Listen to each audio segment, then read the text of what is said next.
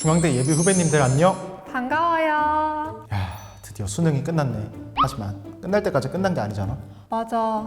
나도 합격자 발표일 이후에도 마음을 졸여야 되는 기간이 있을 줄은 정말 몰랐어. 그때 기억이 떠오른다. 아 맞다, 누나 충원 합격자였지? 몇 차였어? 나 1차. 피 좀 말렸겠는데? 맞아. 진짜 매일매일이 살얼음판이 따로 없었어. 매일매일 중앙대학교 입학처 홈페이지에 들어가서 확인하고 그랬다니까? 근데 딱 홈페이지에서 충원 합격 사실을 확인하는 순간 진짜 온몸에 소름이 쫙 끼치면서 평생 그 기분을 잊지 못할 거야. 나도 누나랑 만약에 같은 상황이었다면 굉장히 소름 돋았을 것 같아. 지금도 그때의 나처럼 추가 합격 안내가 절실한 친구들이 있겠지? 그럼 그래서 준비했잖아. 안개 패스 6번째 에피소드, 간절한 마음은 닫는 법. 오늘은 충원 합격에 대한 이야기를 풀어보는 시간을 준비했어. 끝날 때까지 끝난 게 아니다. 나는 이 말이 충원 합격을 두고 하는 말 같아. 그럼 바로 시작해볼까? 가보자. 다들 이미 알고 있겠지만 충원 합격에 대해서 잠깐 설명하자면, 합격자가 처음 발표되는 날 합격하는 걸 최초 합격이라고 하는데, 기존의 최초 합격자들이 등록을 포기할 경우에 예비순위 번호를 부여받았던 지원자가 합격하게 되는 것을 충원 합격이라고 해. 물론 그 차례는 예비순위가 높은 순서대로 돌아가지. 보통 충원 합격 초반부는 홈페이지를 통해 발표가 되는데 그 다음 차수부터는 전화로 통보가 되잖아. 맞아. 차수별로 발표 날짜나 시간도 달라서 차수가 넘어가면 넘어갈수록 살 떨리고 피 말리는 시간이 찾아오지.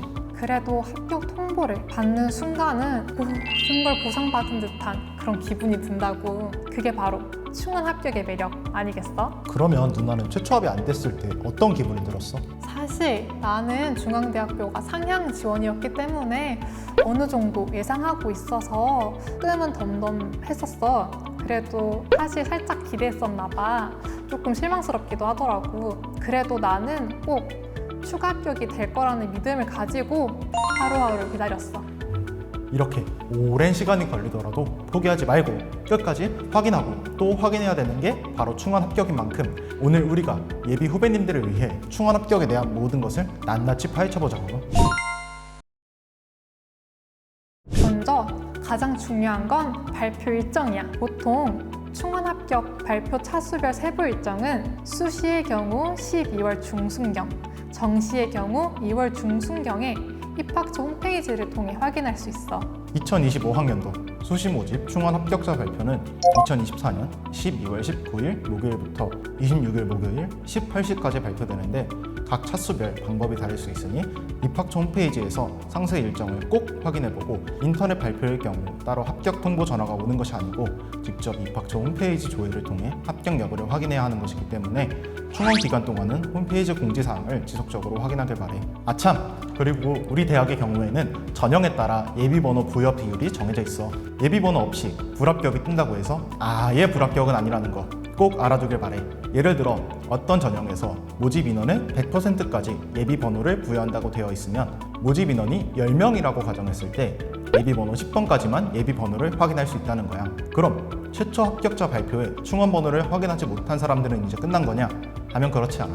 공개된 충원 범위 이상으로 충원이 될 수도 있는 거잖아.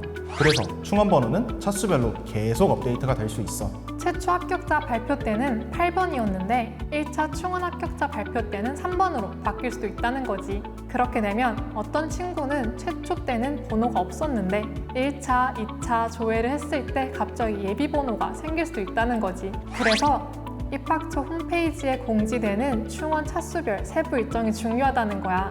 차수별로 정해진 시간에 조회해 볼 수 있다는 거지.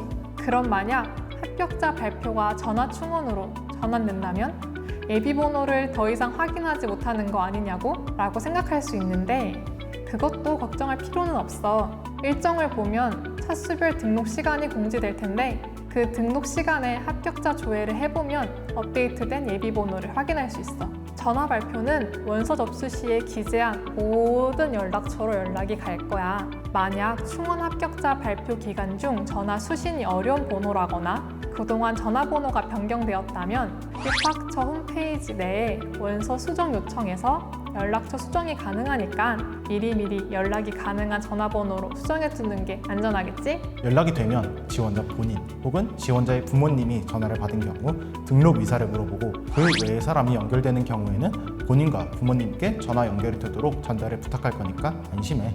만약 기재된 연락처로 연락을 3회 이상 했는데 받지 않는 경우에는 안내 문자가 발송돼. 하지만 문자로 기재된 회신 기한까지 회신하지 않는다면 선순위 후보자라도 충원 합격 대상에서 제외될 수 있으니까 회신 기한을 꼭 확인해야 해. 합격 통보를 받았지만 등록 여부에 대해서 고민이 된다면 약간의 고민 시간이 제공될 거야. 하지만 뒤에 충원 합격 발표를 기다리고 있을 학생들을 고려해서 긴 시간을 제공할 수 없다는 점 기억해둬. 본인이 충원 합격자라는 것을 전화로 통보받았다면 세부 일정에 나와 있는 차수별 등록 기간에 입학처 홈페이지에서 합격자 조회가 가능해. 충원 합격자인 경우 합격자 유의사항을 반드시 필독하고 꼭 숙지해둬야 해. 아주 중요한 내용이 모두 기재되어 있거든. 합격 사실 미확인으로 인해 발생되는 불이익에 대한 책임은 지원자 본인에게 있기 때문에 충원 합격자 발표 대상이라면 충원 합격 발표 기간에는 입학처 홈페이지를 매일 확인해야 돼. 최초 합격이든 충원 합격이든 합격 사실이 있는 경우에는 합격자 발표 페이지에서 합격증을 확인할 수 있어. 간혹 애초에 등록 의사가 없는 학생들이 합격증을 받기 위한 목적으로 일단 등록하겠다고 대답하는 경우도 있다더라고. 중앙대는 등록을 하지 않거나 합격을 포기하더라도 합격증을 출력할 수 있기 때문에 합격증을 위해 등록 포기를 보류하는 일은 없어야겠지? 이제 가장 중요한 등록 이야기를 해볼까? 좋아. 수시에 합격했다면 문서 등록이 필수야. 왜냐? 예치금 납부를 대신해서 문서 등록을 받고 있기 때문이지. 최초 합격자 문서 등록 기간은 2024년 12월 16일부터 18일까지야. 우리가 조금 전에 합격자 유의사항을 꼭 숙지해두라고 말했었잖아. 합격자 유의사항을 참고해서 정해진 마감 시간 전에 문서 등록을 꼭 해주어야 해.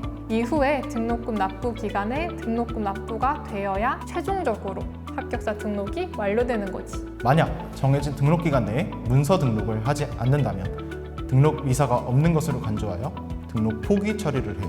만일의 경우가 생기지 않도록 합격자 유의사항의 정해진 기간을 꼭 확인해야겠지? 정시 모집에 합격한 경우 문서 등록 절차는 없어. 마찬가지로 합격자 유의사항을 참고해서 바로 등록금을 납부하면 돼. 그럼 지금부터는 등록금 납부 방법을 알려줄게. 수시 모집에 합격한 경우 꼭 문서 등록을 하고 그리고 등록금 납부 기간에 등록금을 납부해야 해. 등록금 납부는 해 바뀌고 2025년 2월 10일부터 12일까지 고지서는 등록금 납부 기간에 입학처 홈페이지 합격자 조회 페이지에서 확인할 수 있고 등록금 고지서에 명시된 기한까지 고지서에 기재된 금액을 납부하면 돼. 등록금 고지서에 적힌 계좌번호로 모바일 뱅킹, 인터넷 뱅킹, 텔레뱅킹 등 각종 방법을 쓸 수 있으니 편한 쪽으로 납부하면 되고 합격생 개별로 가상 계좌를 생성해서 해당 계좌에 납부하는 방식이라서 꼭 본인 명의의 계좌에서 이체하지 않더라도 계좌번호와 금액만 정확히 입금하면 등록 처리가 될 거니까 안심해도 돼. 실납부 금액이 0원인 경우 합격자 유의사항을 확인하여 등록 절차를 필수로 진행해야 돼. 만약 이행하지 않으면 등록 의사가 없는 것으로 간주하여 합격이 취소된다고 해. 등록금 납부 여부는 입학처 홈페이지에 등록금 납부 확인 페이지에서 확인할 수 있어. 그리고 주의해야 할 점도 알려줄게. 고등교육법 시행령 제43조에 따라 이중 등록은 불가능해. 반드시 하나의 대학에만 등록하기. 만약 합격을 기다리던 학교에서 합격 통보를 받게 되면 기존의 학교 등록은 취소하고 새로 합격한 학교에 등록해야 해. 마지막으로 등록 포기 신청에 대해 알려줄게. 등록 포기 신청이란 본교에 합격하여 등록까지 완료했지만 등록을 포기하고자 하는 경우에 하는 신청이야. 다른 대학교에 충원 합격을 했을 수도 있고 여러 가지 사정으로 등록을 포기하는 경우지. 이럴 때는 즉시 중앙대학교 입학처 홈페이지에 등록 포기 신청을 해야 돼. 그래야 어디선가 간절히 충원 합격을 기다리는 친구가 기회를 받을 수도 있잖아. 그러면 등록 포기 신청 방법도 알려줄게. 등록 포기 신청 절차는 중앙대학교 입학처 홈페이지의 등록 포기 신청 및 조회 버튼을 눌러서 신청할 수 있어. 본인 확인 절차를 거친 후 등록 포기 신청을 하면 돼. 만약 아직 등록은 하지 않고 등록하겠다고 대답만 해놓은 상황인데 다른 대학에서 합격 통보를 또 받아서 그 대학으로 등록하고자 한다면 기존에 등록 의사를 밝혔던 대학교에는 등록을 포기하겠다고 전화를 주는 게 좋겠지? 예전에 나처럼 1초 1초 피말리면서 충원 합격만을 기다리고 있는 친구들이 많으니까 말이야. 충원 합격을 기다리는 친구들을 위해 빠른 시일 내 신청하기. 네, 지금까지 충원 합격자 발표에 대해서 이야기 나누어 봤는데 어땠어? 중앙대 예비 후배님들에게 많은 도움이 됐으면 좋겠다는 마음으로 열심히 준비했는데 우리의 마음이 닿았으려나 모르겠네. 어느새 마칠 시간이 되었는데 너는 오늘 이야기 나눠보면서 가장 중요하다고 생각했던 게 있어? 나는 합격자 발표 일정을 미리 숙지하고 특히 충원 발표 기간에는 입학처 홈페이지를 꼭 확인해보는 게 가장 중요하다고 생각해. 충원 기간에는 모르는 번호라고 무시하지 말고 전화기를 잘 붙들고 있다가 오는 전화는 일단 무조건 잘 받고 확인하기. 맞아.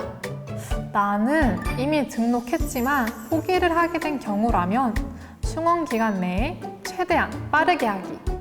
내가 경험자로서 충원 합격 발표를 기다리는 동안 정말 피가 말리고 애가 타는 기분이었잖아.